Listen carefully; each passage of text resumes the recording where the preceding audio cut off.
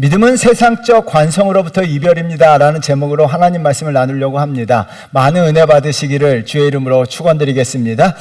정경린의 단편 야생록에 이런 문장이 나와요. 함께 읽어보도록 하겠습니다.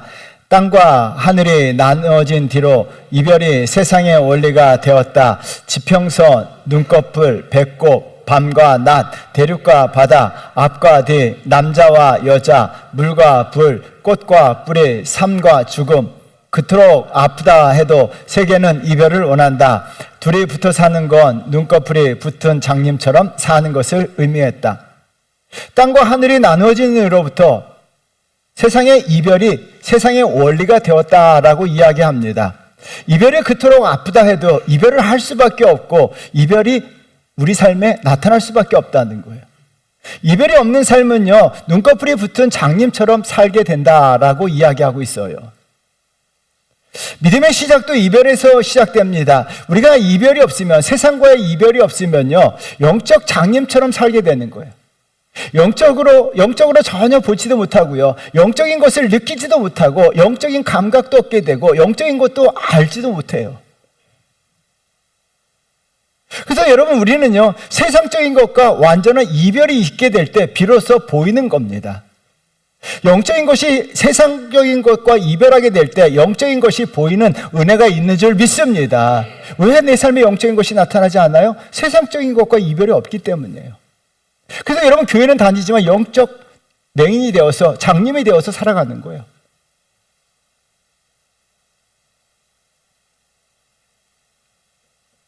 지금까지 살아온 삶의 세상적 관성으로부터 완전히 이별하셔야 돼요. 역사의 쓸모에 보면 저자가 이런 말을 합니다. 관성이란 참으로 무섭다. 여러분, 관성은 계속 그대로 하는 성질입니다. 계속 하던 그대로 하는 성질이 얼마나 무서운가 하면 한 민족이 멸망하게 되고 나라가 멸망하게 되고 개인이 이 관성 때문에 삶이 패망하게 된다는 거예요.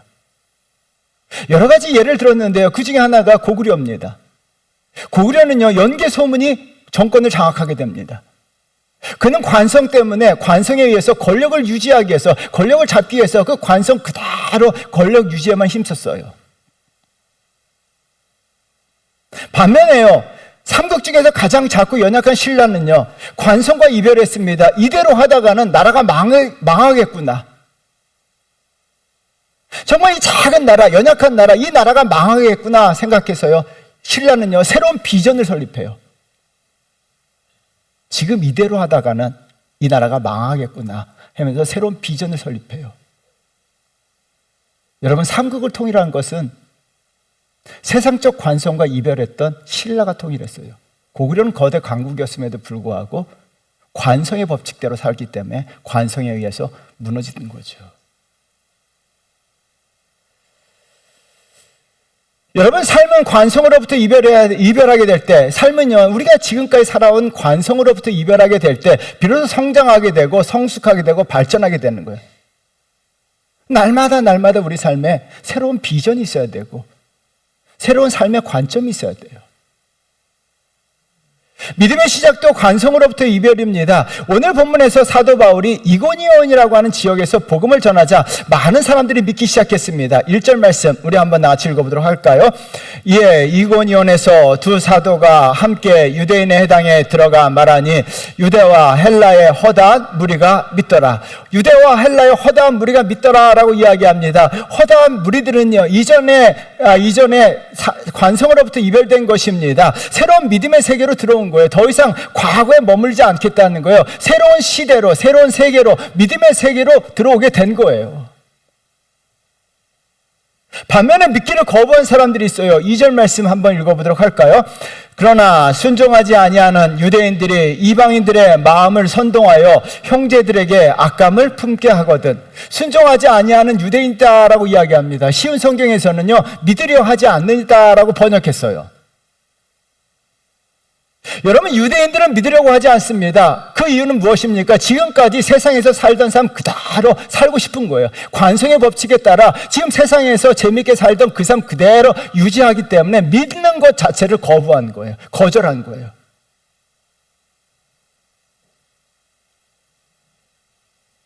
여러분, 믿음을 가질 수 있는 좋은 기회가 있었음에도 불구하고 그들은요, 관성의 법칙에 따라서 믿음의 삶을 살기를 거부했던 거예요.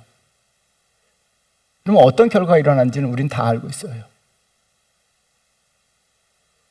믿음의 시작은요, 세상적 관성과 이별하셔야 합니다.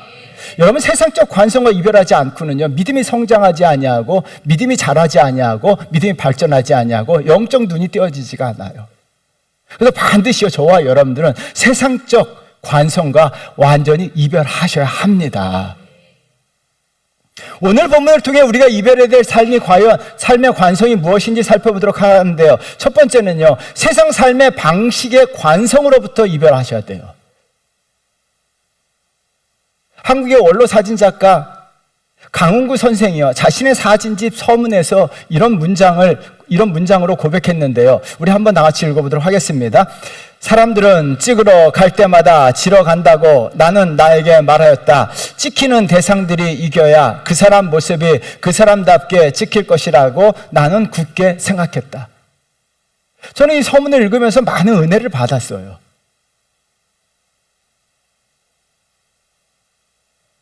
세상의 삶의 방식은 어떻게 합니까? 내가 이겨야 돼요. 이기기 위해 태어난 것처럼 기를 쓰고 이기려고 하고, 이기기 위해서 상대방을 비방하고 헐뜯고 약점만 보이면 집요하게 물어뜯는 것이 세상의 삶의 방식이에요. 근데 이분은 지러 간다는 거예요. 난 지기 위해서. 내가 찍는 그 사람이 이기게 될 때 사진 작품이 나온다는 거예요. 여러분, 한국의 최고의 사진 작가가 되었어요. 이분은 세상의 삶의 방식을 거부했기 때문에 그는 세상에서 최고가 된 거죠. 믿음의 삶도 마찬가지입니다. 여러분, 믿음의 삶도 마찬가지예요. 지금까지 살아온 삶의 방식의 관성과 이별하셔야 돼요.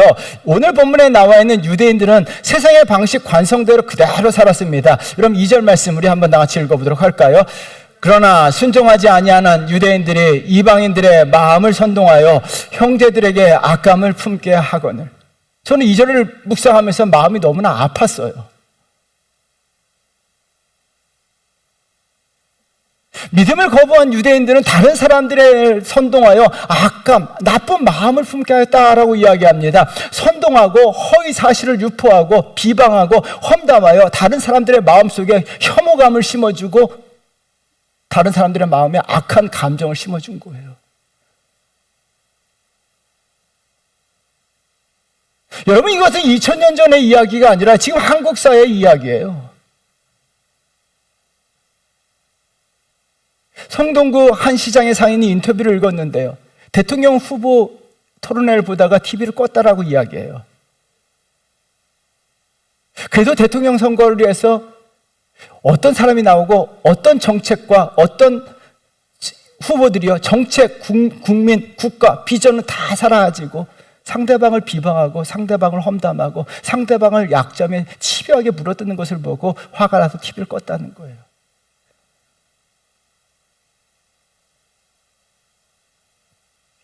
서로가 서로를 국민들에게 어떻게 하면 악감과 혐오를 심어주고 있는 것 같아요. 이 국민들의 마음에 혐오감을 심어주는 거예요. 서로에게 혐오하도록.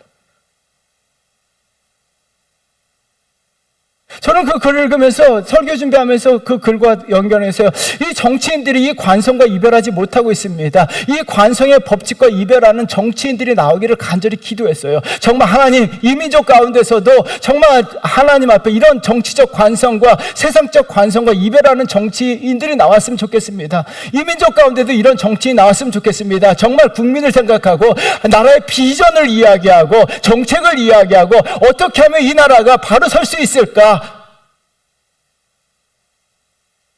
그런 정치인이 나오기를 정말 기대하면서 말씀 준비를 했어요.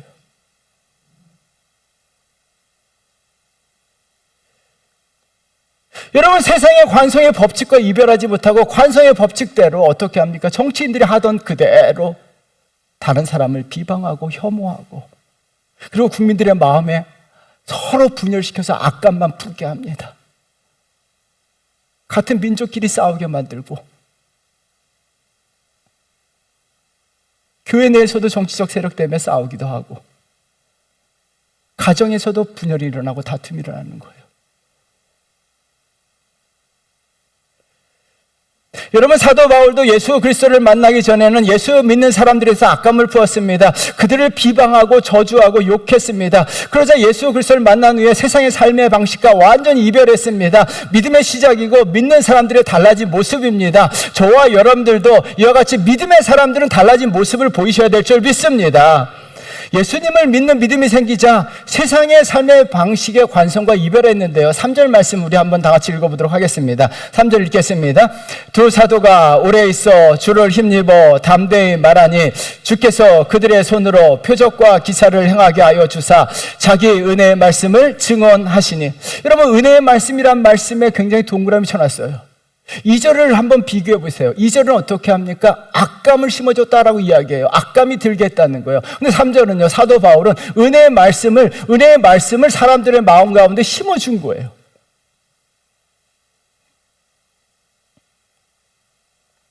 제가 사도 바울의 옥중서신을 읽을 때마다 마음이 뜨거워지는 걸 느껴요. 로마의 차디찬 감옥에서 사도 바울은요, 얼마나 추웠으면요, 멀리 떨어진 디모데에게 디모데야 외투를 좀 갖다 달라.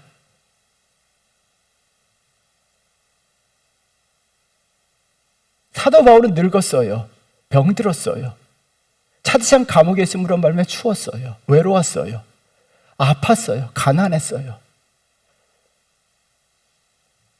힘들고 어려운 상황이에요. 병들고 늙고 춥고 정말 세상 사람들이 가장 싫어하는 모든 것들을 다 가슴에 안고 있는 상황이에요. 여러분, 이런 상황이면 대다수 사람들은 어떻게 합니까? 자기 비애감에 젖어 있어요. 자기 비애감에 젖어서 왜 내 인생은 이런가라고 하면서 자기 비애감에 빠져서 살아가요. 사도 바울이요, 디모데에게 따뜻한 손편지를 써요.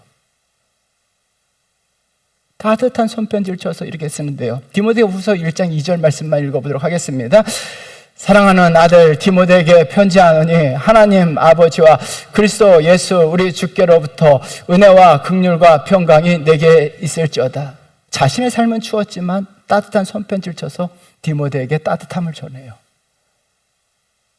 디모데가 사도 바울의 손편지를 받았고 어떤 마음이 들었을까요?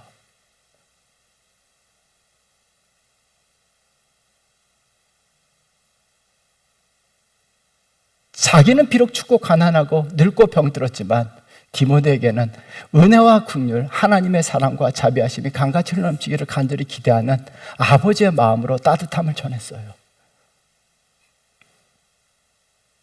디모데는 그 손편지를 받고 펑펑 울었을 것 같아요. 감동하고 감격하고.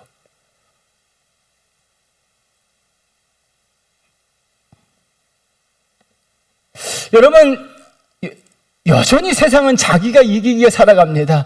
여전히 세상은 다른 사람을 비방하고 악감을 품게 하고요. 지금 한국 사회의 모습입니다. 너무나 안타까워. 이 모습이 한국 교회까지도 들어왔어요.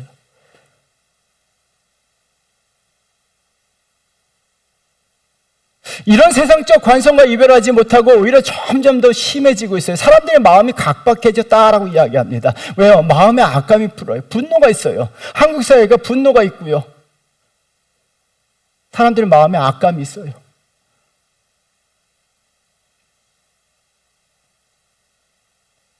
사람들의 마음을 선하고 아름답게 따뜻하게 해주는 삶의 방식을 가진 사람들 찾기 어렵습니다. 저와 여러분들 믿음의 사람들이 이것을 회복하셔야 될 줄 믿습니다.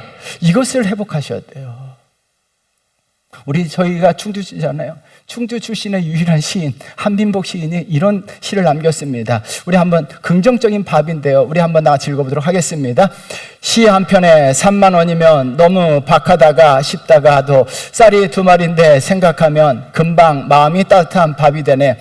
시집 한 권에 3천 원이면 든 공에 비해 헐하다 싶다가도 국밥이 한 그릇인데 내 시집이 국밥 한 그릇처럼 사람들 가슴을 따뜻하게 덮여줄 수 있을까 생각하면 아직 멀기만 하네.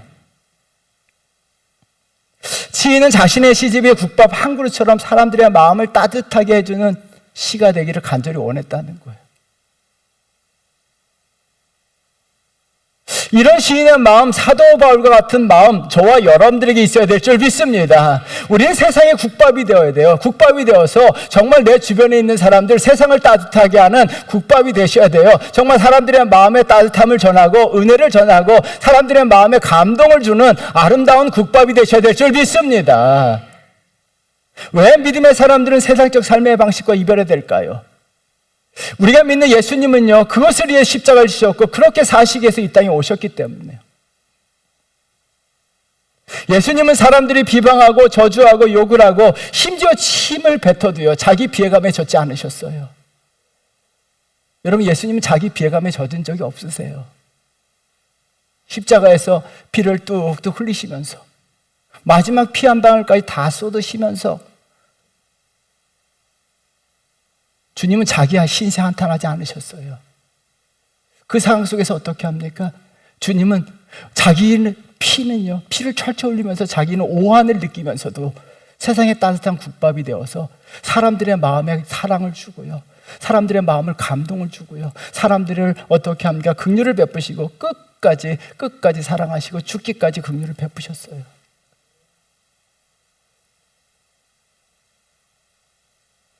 오늘 우리가 부른 찬송가 85장이에요. 구주를 생각만 해도 이렇게 좋거든. 저는 이 문장, 이 찬송가 가사가 너무나 좋아요. 주님을 생각만 해도 좋은 거예요. 단지 좋은 곳에서 끝나지 않아요. 예수님 생각하면 어떻습니까? 감동이 있고요. 예수님만 생각해도요, 감격하게 되고, 예수님만 생각해도 눈물이 나와요. 왜요? 주님은 따뜻한 국밥이 되셔서 사람들의 마음을 따뜻하게 해주셨기 때문이에요. 우리가 서로에게 이런 사람이 되어야 될 줄 믿습니다. 그래서 생각만 해도 좋은 사람이 되셔야 돼요. 정말 생각만 해도 좋은 사람. 그 사람만 생각하면 너무나 좋은 거예요. 저와 여러분들 한국교회 성도들이요, 우리 교회 조원교회 성도들이요, 이런 사람이 됐으면 좋겠어요. 찬송가 85장에 나와 있는 것처럼 정말 생각만 해도 좋은 사람, 정말 그 사람만 생각하면 정말 좋고 내 가슴이 따뜻해지고, 그 사람만 생각하면, 그 장로님만 생각하면, 그 집사님만 생각하면, 그 권사님만 생각하면 내 마음이 따뜻해지고 정말 좋은 거, 그런 사람. 우리가 서로 그런 사람이 되셔야 될 줄 믿습니다. 그러면 어떻게 돼요? 정말 다른 사람에게 세상적 삶의 방식대로 비방하고 험담하고 악담을 퍼붓는다면 아니에요. 비록 내 처지는요, 춥고 배고프고 가난하고 어려워도요, 사도 바울처럼요, 디모데에게 은혜의 말을 해주고, 디모데에게 따뜻한 말을 해주고, 생명의 말씀을 전해주고, 예수님처럼 정말 이 세상에 따뜻한 국밥이 되셔서 사람들의 마음을 따뜻하게 해주는 사람, 그런 사람이 이 시대에 필요하고 교회에 필요하고, 그런 사람들이 진짜 믿음의 사람이에요. 저와 여러분들 그와 같은 사람이 되셔야 될 줄 믿습니다. 정말 생각만 해도 참 좋은 사람. 우리 그런 사람이 돼요. 우리 옆 사람과 인사하겠습니다. 당신을 생각하면 참 좋아요. 이렇게 인사하겠습니다.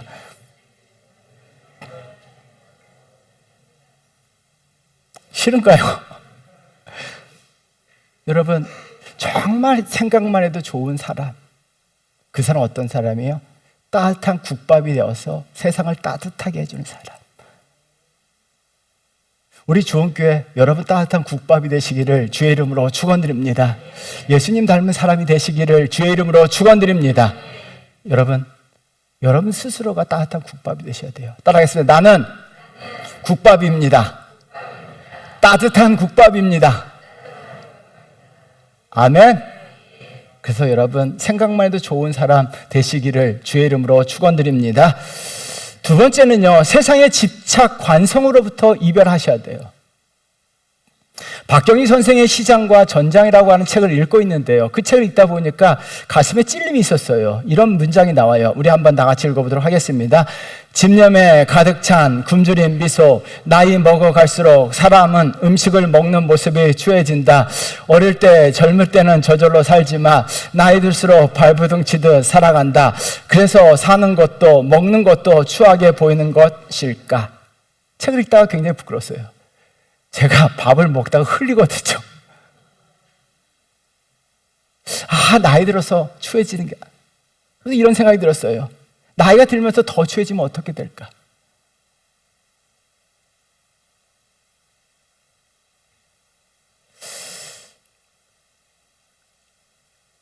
그리고 옆에 이런 문장을 써놨어요. 추해지지 말고 아름다워지자.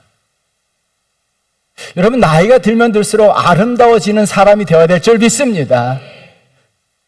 대대 사람들은요, 나이가 들면 들수록 세상적인 것에 더 집착하며 발버둥치며 살아간다는 거예요. 집착하면 집착할수록 추하게 보인다는 거예요. 자기 자신은 몰라요, 집착하는 걸요. 근데 어떻게 합니까? 그것을 바라보는 사람들은 추하게 보인다는 거예요. 여러분, 먹는 것에 집착하는 사람들, 여러분, 먹는 것에 집착하고요, 돈에 집착하고요, 명예에 집착하고 막 권력에 집착하는 사람들,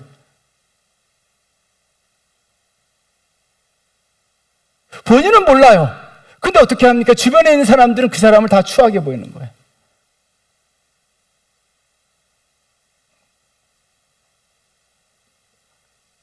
여러분, 왜 사람들은요 집착하냐는 거예요. 왜 내려놓지 못하냐는 거예요. 관성 때문이에요. 계속 내가 거기에 집착하고 붙들고 있기 때문에요, 내려놓지 못하는 거예요. 그러면 집착하면 집착할수록 우리가 인생이 추해지는 거예요. 저와 여러분들은요, 나이가 들면 들수록 추해지는 것이 아니라 정말 아름다운 성도가 되어야 할 줄 믿습니다. 정말 아름다워져야 돼요. 나이가 들수록 정말 멋져져야 돼요. 아름다워져야 돼요. 우리 주원교회 성도들 정말 그렇게 되셔야 돼요. 나이가 들면 들수록 정말 멋있는 사람이 되셔야 돼요. 정말 아름답고 존경받는 사람이 되셔야 합니다. 그러기 위해서 어떻게 돼요? 집착한 거 내려놓으셔야 돼요.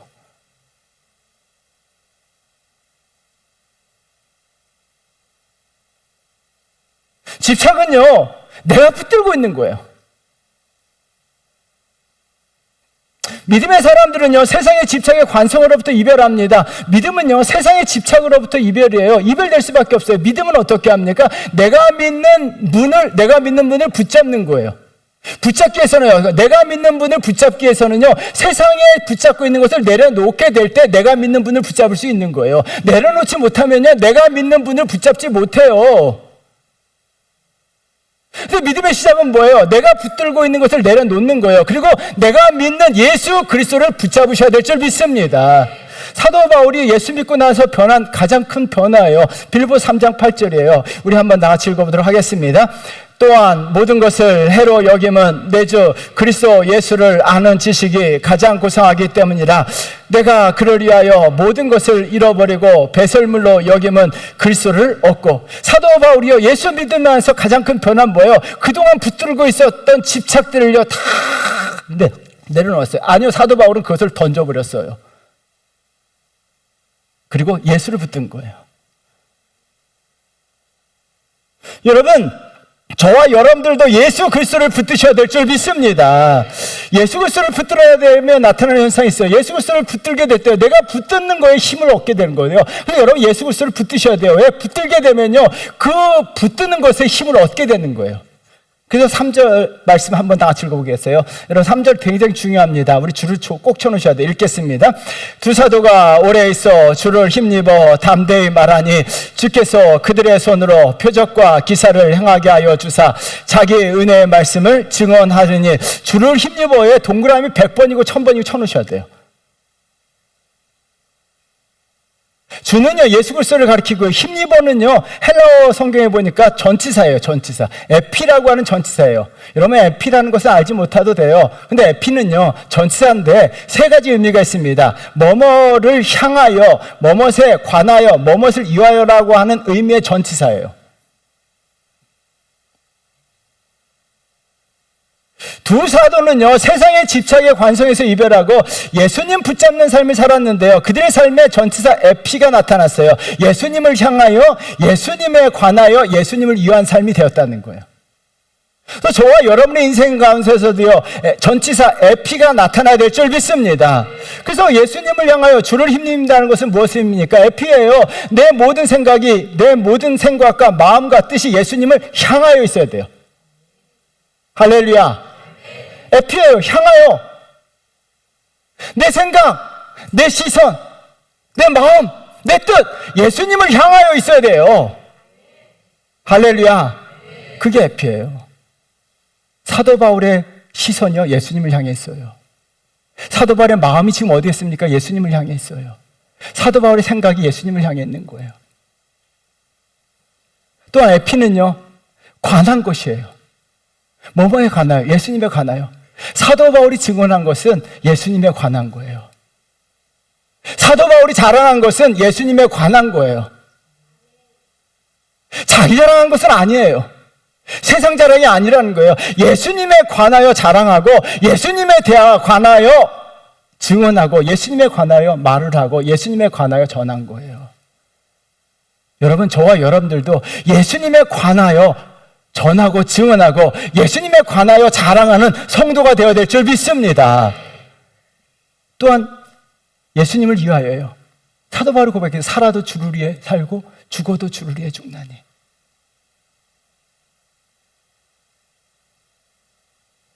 여러분, 예수 그리스도를 붙잡고 있기 때문에 예수 그리스도를 힘입어 살아갑니다. 예수 그리스도를 향하여, 예수 그리스도에 관하여, 예수 그리스도를 위하여, 이 에피의 동사, 에피의 전치사의 삶이 그대로 삶 가운데 나타난다는 거예요. 저와 여러분들 믿음의 사람들의 공통점입니다. 저와 여러분들 세상의 집착과 이별하고 주님을 붙잡고 주님을 힘입어서 살아가는 성도가 되어야 될 줄 믿습니다. 왜 이것이 중요할까요? 세상의 집착을 버리고요, 주님을 붙들고 주님이 힘있게 살아간다면요, 나타나는 삶의 현상 두 가지가 있어요. 그래서 3절 중요합니다. 3절 다시 한번 크게 읽어봐요. 읽겠습니다. 두 사도가 오래 있어 주를 힘입어 담대히 말하니 주께서 그들의 손으로 표적과 기사를 행하게 하여 주사 자기 은혜의 말씀을 증언하시니. 여러분, 성경책에 꼭 3절은 줄을 쳐놓으셔야 돼요. 주를 힘입게 될 때 나타나는 현상은 첫 번째가 담대해지는 거예요. 사도 바울은요, 사람들의 폭력 앞에서, 사람들의 협박 앞에서 주눅들지 않아요. 세상 앞에서, 세상의 거대한 벽 앞에 주눅들지 않아요. 사도 바울은요, 주를 힘입었기 때문에 주의 능력과 주의 은혜와 주의 힘이 사도 바울에게 임함으로 말미암아 사도 바울은요, 죽기까지 담대했어요.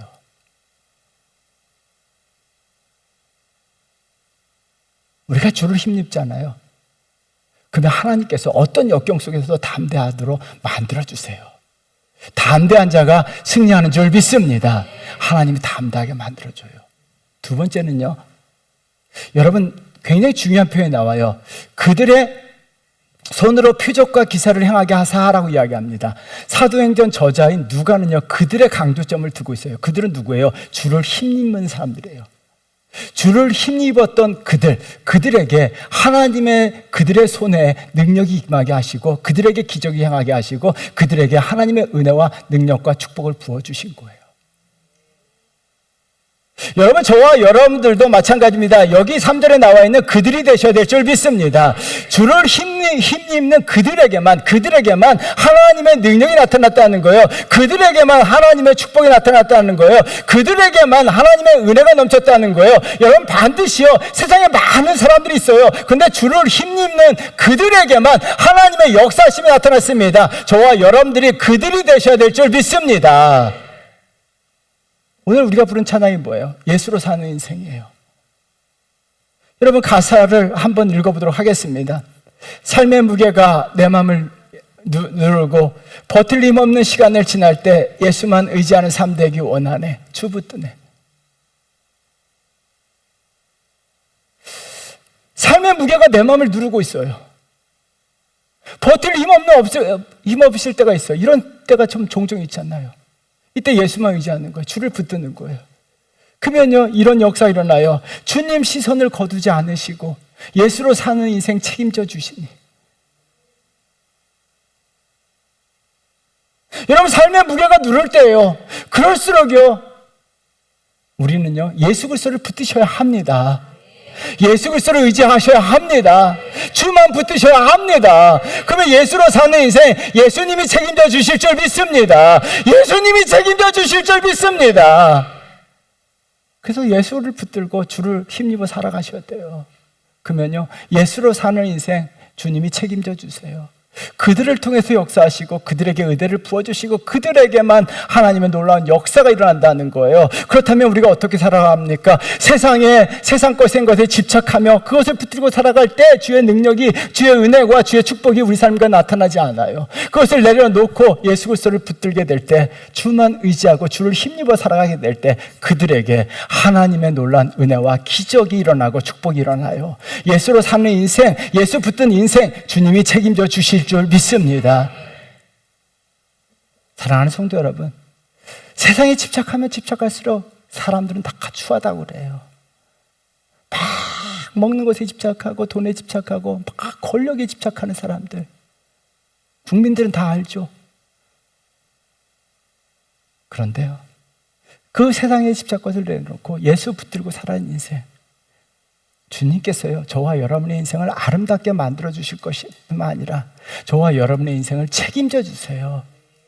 그래서 반드시 하나님의 기적과 역사가 일어나는 인생, 복된 인생 되도록 만들어 주십니다.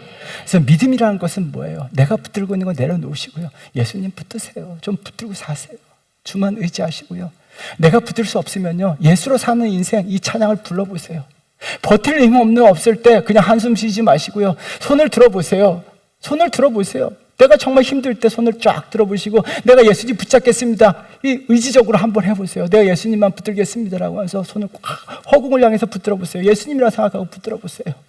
그러면 예수님이요, 내 인생 책임져 주세요. 참 신기하더라고요. 내가 주님 의지하고요, 손을 들고 기도하면서 예수님을 의지하면서 기도하고 예수로 사는 인생 될 때 주님은요, 우리를 외면하지 아니하시고 시선을 거두지 아니하시고 우리 시선이 그 기도하고 주님을 붙드는 인생을 향해 있게요, 그 성도들을 주님은 책임져 주십니다. 저와 여러분들 이와 같은 인생 되셔야 될 줄 믿습니다. 사랑하는 성도 여러분, 믿음은요, 세상적 관성과 이별하셔야 돼요. 세상적 삶의 방식과 관성과 이별하셔야 돼요. 세상 사람들은요, 죄악된 본성에 따라 살아도 냅둬요. 그럼에도 불구하고 우리는요, 정말 이 시대에 따뜻한 국밥이 되셔야 돼요. 교회에서도 교회가 그런 교회가 되어야 돼요. 성도들이 그런 성도가 되고, 한국 사회의 그리스도인들이 정말 따뜻한 국밥이 되어서 세상을 따뜻하게 하는 사람들이 이 시대에 필요합니다. 저는 우리 주원교회 성도들이 이 세상에 나가서 따뜻한 국밥이 되어서 세상을 따뜻하게 하기를 정말 간절히 기도합니다. 저와 여러분들 국밥이 되셔야 될 줄 믿습니다. 그래서요, 정말 여러분들 어디 가서 누구든지 생각만 해도 좋은 사람이 되셔야 돼요. 정말 생각만 해도 좋은 사람. 그 사람은요, 내 마음을 따뜻하게 해주는 사람이에요. 그리고 세상 것에 집착하면 집착할수록요, 우리는 추해져요. 자꾸 내려놓으시고요, 예수님 붙드세요. 예수님 붙들고 살아가시면요, 예수로 사는 인생 주님 책임져 주세요. 우리 한번 이 땅 남은 시간 동안 정말 예수 붙들고 살아가요. 정말 예수 붙들고 살아가 보세요. 그럼 예수님께서 내 인생 가운데 어떻게 책임져 주시고 어떤 역사가 일어나는가를 경험해 보세요. 사랑하는 성도 여러분, 두 손을 이렇게 들어보세요. 두 손을 다 드세요. 그리고 이 두 손을 꽉 잡아보세요. 누굴 잡았습니까? 예수님 잡은 거예요. 예수님 붙들고 살아가세요. 그러면요, 주님이 여러분 인생 책임져 주실 줄 믿습니다. 우리가 한번 손을 내렸다가 다시